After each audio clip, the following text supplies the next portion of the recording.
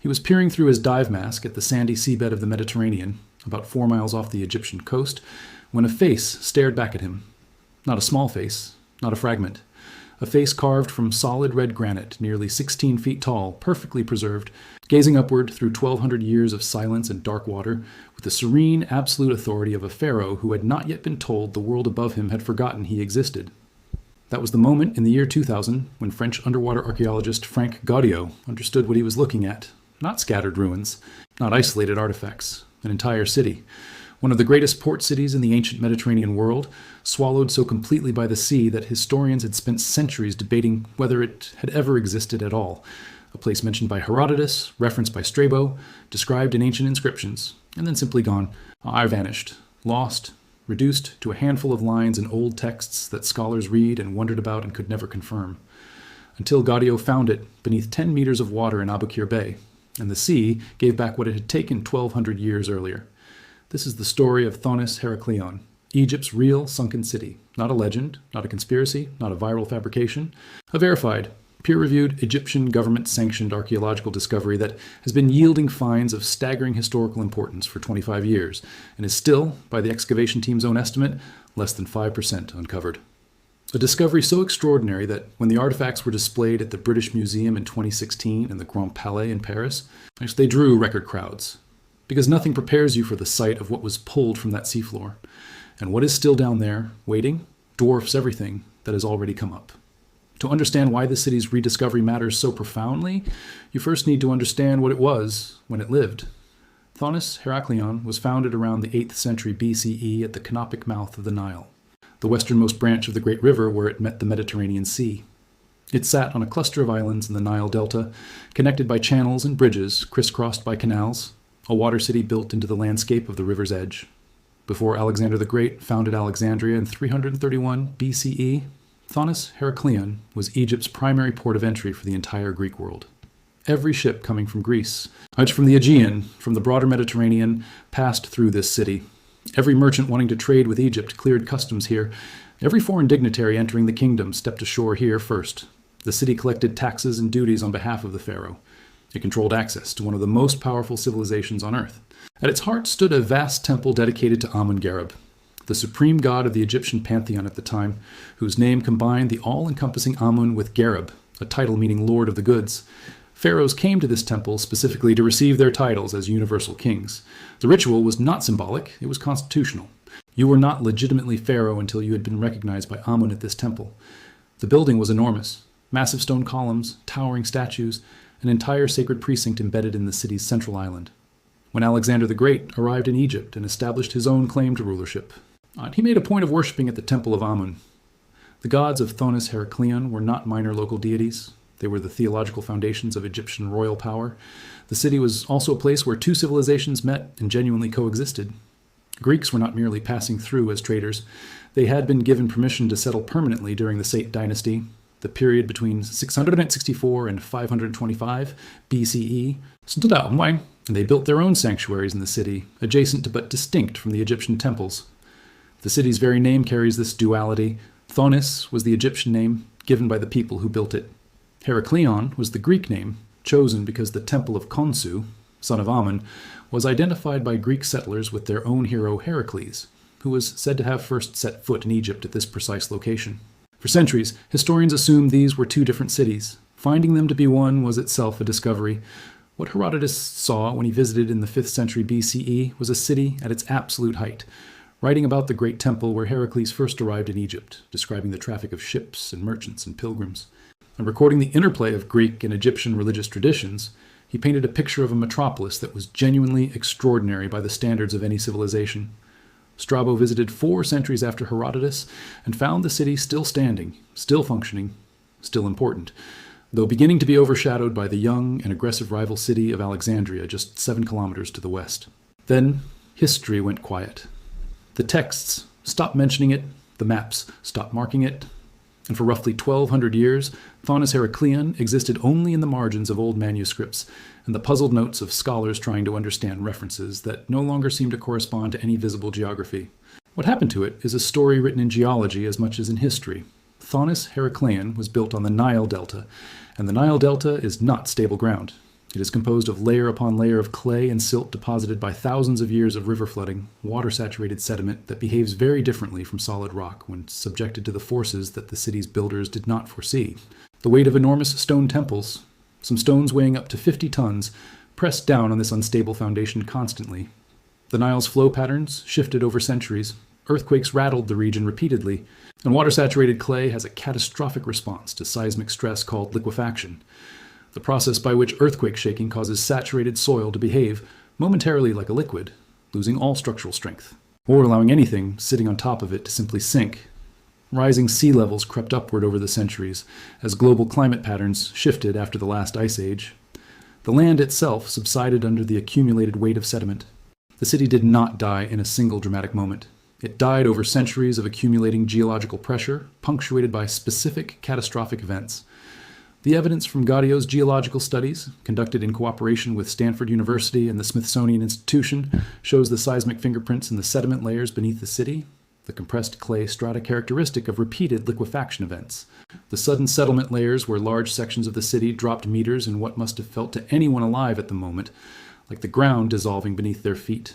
The final blow appears to have come in the latter half of the 8th century CE, a massive earthquake, potentially accompanied by a tsunami, that caused the remaining inhabited islands to collapse into the sea. The land surface dropped several meters almost instantaneously. The Mediterranean rushed in, and Thonis Heraclean was gone. The hard clay that divers excavate today to reach the city's artifacts is the reconsolidated remnant of that liquefied soil. The sediment that swallowed the buildings, sealed the objects within it, and preserved them in extraordinary condition through 12 centuries of submersion. Which is why what Gaudio's team found when they finally reached the city's layers was so breathtaking. Objects that should not have survived, things that 1,200 years of water and pressure would normally have destroyed completely, protected instead by the very process that destroyed the city. Entombed in sealed clay that blocked the oxygen, the currents, and the biological processes that normally reduce ancient objects to nothing. The team had been working methodically since 1996, mapping the floor of Abu Qir Bay using a suite of technologies that together amounted to the most sophisticated underwater survey ever attempted in Egyptian waters at that time. They used a nuclear magnetic resonance magnetometer that could detect metallic objects buried beneath the sediment without disturbing them. They used multi-beam bathymetry to create precise depth maps of the seafloor. They used side-scan sonar and sub-bottom profilers to identify anomalies in the sediment layers beneath the surface. They worked in parallel straight lines across the entire research area of 11 by 15 kilometers, by systematically scanning the bay, eliminating empty zones, and closing in on the concentrations of anomalies that the instruments detected. When divers finally descended on those concentrations in 2000, they found themselves inside a city. The grand temple of Amun-Gareb was there, its massive stone blocks collapsed and scattered by the earthquake that ended the city, but still there, identifiable by their scale and their inscriptions, lying exactly where they had fallen 1,200 years earlier. Colossal statues lay face up on the seabed, staring at the surface they had not seen since before the medieval period. A 5.4-meter statue of Hapi, the god of the Nile inundation, one of the largest divine statues ever found in Egypt, had never before been discovered at this scale outside the great temple complexes of the Nile Valley. Watching that statue rise to the surface, water streaming from its red granite face, was a moment that Gaudio described as almost impossibly moving. A god returning from the bottom of the sea. The stele, an inscribed stone monument that definitively solved the centuries-old scholarly debate about whether Thonis and Heraclean were one city or two, came up from the seafloor with its inscriptions still clearly legible. It bore an order from the pharaoh Nectanebo I, dating from between 378 and 362 BCE, directing that a portion of the taxes collected from Greek merchants at the port of Thonis be donated to the temple of Neith at Sais. The stele was found at the temple of Heraclean. It named the city Thonis.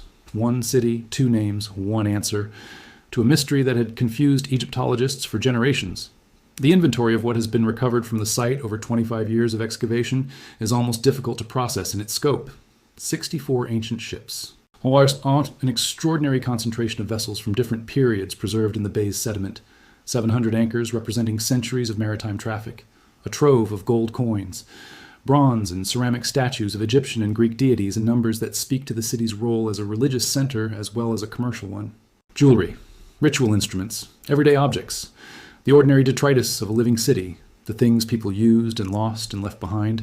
lapis lazuli amulets, silver ritual dishes for libations to the gods, a gold jed pillar, symbol of stability, alabaster containers for perfumes and ointments, their lids still sealed. And then in 2019, another layer of the city's complexity revealed itself. Divers working south of the main temple found a circular Greek temple, a tholos, with its Doric columns still identifiable despite the collapse and sediment. Greek temples in the Doric style are not common finds in Egypt. This one was positioned directly across from the entrance to the Egyptian temple of Amun, a spatial relationship that was not accidental. It spoke to the deliberate coexistence of two architectural and religious traditions in the same city, side by side, designed to be seen together. Also recovered that year were bronze coins from the reign of Ptolemy II, ancient granite columns, and the remains of treasure-carrying ships that had been moored in the city's canals when the disaster came. The 2021 mission produced two findings that stopped the archaeological community cold. The first was a Greek funerary complex, a tumulus, a burial mound, stretching 60 meters long and 8 meters wide along the northeast entrance canal of the city. It was covered in funerary offerings that dated to the very beginning of the 4th century BCE, imported Attic ceramics placed with deliberate care by Greek settlers burying their dead in a foreign city they had made their home. The offerings were intact. The ceramics were whole. Wicker baskets, actual wicker, 2,400 years old, preserved in the airless sediment, still contained traces of the fruit placed inside them as grave goods. The sight of those baskets, still holding their offerings after 2.5 millennia, was one of those moments where the distance between the ancient world and the present collapses entirely. The second 2021 find was a warship, a Ptolemaic galley 25 meters long, 82 feet, lying beneath 5 meters of hard clay mixed with the debris of the temple that had crushed it. The ship had been moored in the canal running along the south face of the Temple of Amun when the earthquake struck and the temple's massive stone blocks came down. The falling stones pinned the galley to the bottom and sealed it under the rubble. The wood was still there. The construction details were still readable. Mortise and tenon joints in the classical Greek tradition, combined with an Egyptian flat-bottomed hull design optimized for navigating the shallow waters of the Nile Delta. A hybrid ship, built at the intersection of two shipbuilding traditions, preserved by the very catastrophe that sank it. It was only detected using a cutting-edge prototype sub-bottom profiler that could image objects through meters of consolidated clay without disturbing them. Without that technology, the galley would still be invisible. Then, in 2023, the excavation reached the treasury of the great temple of Amun-Gareb itself, the sacred storehouse directly beneath the temple floor, accessible only after years of careful removal of the collapsed stone blocks above it. What came out of that treasury changed the understanding of what this temple meant to the pharaohs who used it. Silver ritual instruments for religious ceremonies, gold jewelry of extraordinary craftsmanship, fragile alabaster containers for perfumes and ointments, their contents chemically traceable after 2,500 years, objects placed in a sacred treasury in the 5th century BCE, sealed under the collapse of the temple in the 2nd century BCE during an earthquake that destroyed the sanctuary, and then sealed again by the final submersion of the city in the 8th century CE. 3 layers of catastrophe protecting the same objects through 2,500 years. When Gaudio's team found them intact under the collapsed blocks and the 3 meters of hard clay that overlay the temple floor, they described the experience as extraordinarily moving. To be touching objects that had not been touched since priests placed them in the treasury before the temple fell. What the ongoing excavation of Thonis Heracleon is revealing, layer by layer and year by year, is not just the story of one lost city. It is a portrait of the entire ancient Mediterranean world at one of its most consequential moments. The period when Greek civilization was expanding outward from the Aegean, encountering and being transformed by the older civilizations of Egypt and the Near East, creating the cultural synthesis that would eventually produce the Hellenistic world and, through it, the foundations of Western civilization. Thonis Heracleon was where that contact happened in physical, daily, commercial, and religious terms. Greeks and Egyptians worshipped in adjacent temples. They buried their dead in the same city. They sailed in ships that blended their respective shipbuilding traditions. They created a community that was neither purely Egyptian nor purely Greek, but something genuinely new. And then the ground took it. Not all at once. Not cleanly, but completely. The sea came in, the sediment closed over the city, and Thonis Heracleon became a mystery. A name in old texts, a place scholars argued about, a city that might have been a myth. Only 5% of it has been excavated. Frank Gaudio, who has spent 30 years of his life in these waters, said that the goal of the IESM excavations has always been to learn as much as we can by touching as little as we can, leaving the rest for future technology.